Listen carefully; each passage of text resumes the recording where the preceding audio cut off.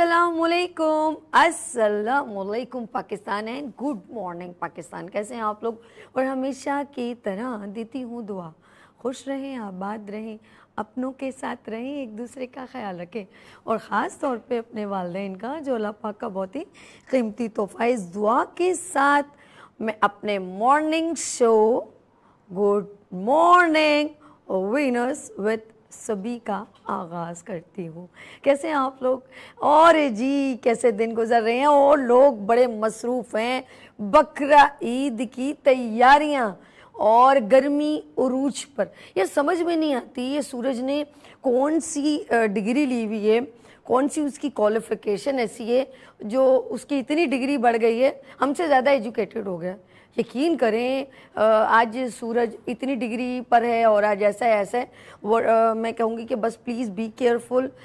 मेरी बहुत कोशिश थी कि इस बार मैं बकरा ईद, बकरा मंडी और इस जगह जाऊं, लेकिन यकीन करें मुझे गर्मी बिल्कुल इजाज़त नहीं दे रही, बल्कि बहुत सारे लोगों ने मुझे मशवरा भी दिया कि आप शाम को चले जाएं। लेकिन जिस तरह की कंडीशन थी, क्योंकि मेरा बहुत जल्दी बीपी डाउन हो जाता है, तो मैंने कहा नहीं भाई ऐसा रिस्क मैं नहीं ले सकती, क्योंकि एक बार लिया था प्रोमो, ये जो प्रोमो चल रहा है ना, ये आप देख बहुत जल्द आप ऑन एयर भी देखेंगे।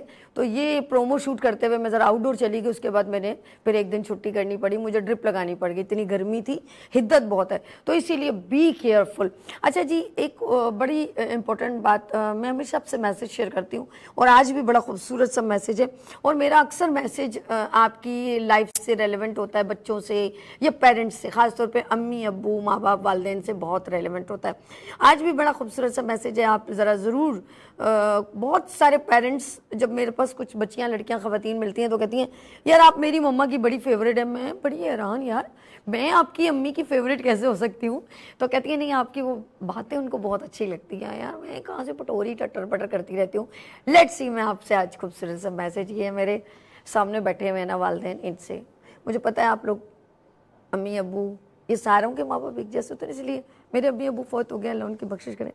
तो मैं आपसे बात कर रही हूँ अम्मी अबू, आप लोगों के लिए।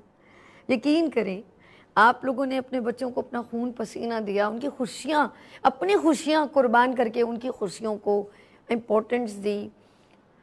जब हम करवट नहीं बदल सकते उस वक्त आपने हमारे करवट बदले, जब हम अपना पैम्पर नहीं बदल सकते आपने उस वक्त हमारे पैम्पर बदले, अपनी नींदें कुर्बान की, हमें अपने आगोश में सुलाया। हम आपका एक दिन, एक घंटा, एक मिनट का कर्ज नहीं उतार सकते, ये मैं दिल से कह रही हूँ। एक वालिद की कहानी, खूबसूरत सी कहानी। एक वालिद, एक लड़का अपने वालिद साहब से पैसे लेता, वो मुझे 50 रुपये दे दें। यार मेरी उम्र 40 साल, मैं अपने अब्बू से 50 रुपये ले रहा हूँ। उसका दोस्त ने उस देख लिया, बोला यार तू माशाल्लाह इतनी अच्छी नौकरी करता है और तुझे शर्म नहीं आती तो अपने अब्बू से पैसे मांग रहा है। और आप यकीन करें, जब वो उसने अपने वालिद से कहा मुझे 50 रुपये दे दे, तो उसके वालिद ने अपने पूरी बॉडी में टटोला, जैसे मेरे बेटे ने मांगे तो कभी इस जेब में हाथ डाला, कभी उस जेब में, कभी इधर, और ढूंढ के फिर वो कबर्ड की तरफ गया और उसने वहाँ से कपड़ों के नीचे से पैसे निकाल के अपने बेटे को दिए। तो वो कह रहे यार मतलब एक सरप्राइज। तो उसने कहा तो मुझे बताओ कि देने वाला और मांगने वाले हाथ में कितना फ़र्क है? देने वाला हाथ अच्छा होता है मांगने वाले से ना, लेकिन मुझे बड़ा अच्छा लगता है, मुझे बहुत अच्छा लगता है, मैं अपने वालिद साहब से मांगता हूँ। और वो उसी अंदाज में, जब मैं स्कूल गोइंग था, मैं कॉलेज गोइंग था, जब मैं नौकरी नहीं करता था, मैंने जब भी मांगा मेरे वालिद ने मुझे, अगर उस वक्त नहीं था तो अगले दिन ज़्यादा काम करके पैसे कमा के मुझे ला के दिया, मेरी ख्वाहिशें पूरी की। आज मेरी अच्छी सैलरी है, सब कुछ है, लेकिन मुझे अपने वालिद से जब मैं मांगता हूँ ना, उनकी ज़िंदगी में एक खून की रवानी दौड़ती है ना, और वो एक स्माइल और एक एक्सप्रेशन, वो मुझे और जवां और ज़िंदा कर देते। उनका वो एक मेरे से अटैचमेंट मुझे और ज़्यादा बूस्टअप करता है, एक खुशी लाता है मेरे अंदर, क्योंकि मेरे वालिद के अंदर खुशी आती है तो मेरे अंदर खुशी आती है। तो मुझे वो मांगना बहुत अच्छा लगता है अपने वालिद साहब से, और मैं कहता हूँ मैं सारी ज़िंदगी अपने बाप से मांगता रहूँ। कहते ये कब हुआ मेरे साथ, ये मेरी ज़िंदगी में एक वाक़या हुआ, तो मुझे अपने वालिद की अहमियत पहले इतनी नहीं थी, बाद में बढ़ गई। और मैं आपसे बड़ी प्यारी सी बात कह रही थी, और वो है वालिद के बारे में, कि उस बच्चे ने जो अपने बताया कि मेरे साथ ये किस तरीके से मेरे साथ हुआ, मेरे वालिद साहब का जो फीलिंग है वो मेरे पास किस तरह आई कि मेरा अपना बच्चा जो अपनी बहन को अपने जो है बहन को अपनी वालदा को पैसे देने लग गया, और ये जो पैसे देना है और मुझसे बिना पूछे, पहले वो होता था मेरे साथ वो पूछता था, एक इंट्रैक्शन में था, लेकिन वो खुद से जो है अपनी बहन को पैसे देने लग गया, अपनी माँ से, मुझसे उसका रब्ता बिल्कुल टूट गया। तो मेरे दिल में एक झटका सा लगा कि ये क्या, पहले मेरा बच्चा जब पैसे मांगता था तो मुझसे बहुत सारे काम की परमिशन लेता था, लेकिन अब वो मुझसे 1 महीना हो गया मुझसे बात नहीं कर रहा, ना पता चल रहा है वो कब आ रहा है, ना पता चल रहा है कब जा रहा है। पहले वो एक एक बात की परमिशन लेता था, तो मेरे दिल में एक झटका सा लगा। उसने कहा जब मेरे साथ ऐसा हो रहा है तो मेरे वालिद के साथ मैंने कई महीने बात भी नहीं की, तो मेरे वालिद साहब वक्त से पहले इतना बीमार क्यों हो गए, इतने बूढ़े क्यों हो गए। उसको जब अपने ऊपर थोड़ी बीती ना, उसका एकदम अपने वालिद की तरफ बैक हुआ, तब उसे एहसास हुआ कि वाकई में जब मेरा बेटा मुझसे मांगता तो मेरे साथ कम्युनिकेशन में था, मैं कुछ भी करके उसको पैसे देता था। आज मेरा बेटा खुद से कह रही इसको अभी तो कॉलेज गोएंगे, कह रहा नहीं उसने पार्ट टाइम जॉब कर ली। उसकी अपनी बीवी से पूछा क्या बात है आज अली ऐसे क्यों कर रहा है, तो उसने कहा पार्ट टाइम जॉब कर रहा है। तो कह रहे 1 महीने से मुझसे मुखातिबत नहीं करा।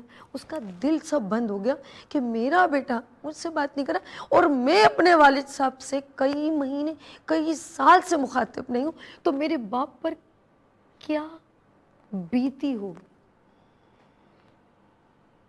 नाज़रीन मैं अब ज़्यादा बात नहीं करना चाहती, पलटे अपनी वालदा की तरफ पलटे, अपने वालिद की तरफ पलटे।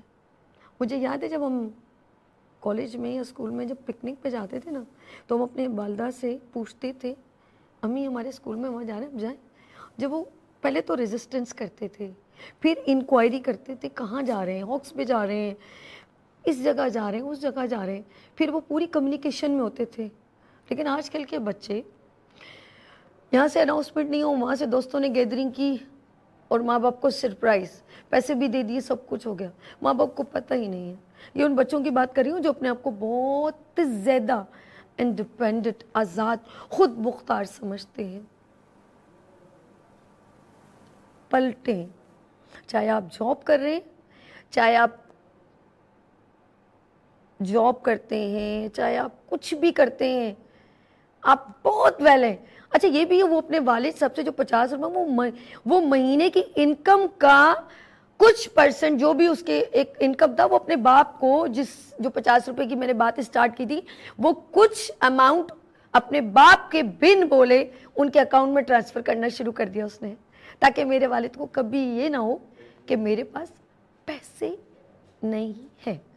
तो नाज़रीन आप 10,000 कमाते हैं, आप 1,000 दे दें, आप 20,000 कमाते हैं, आप 3,000 दे दें, उनके लिए टू मच है।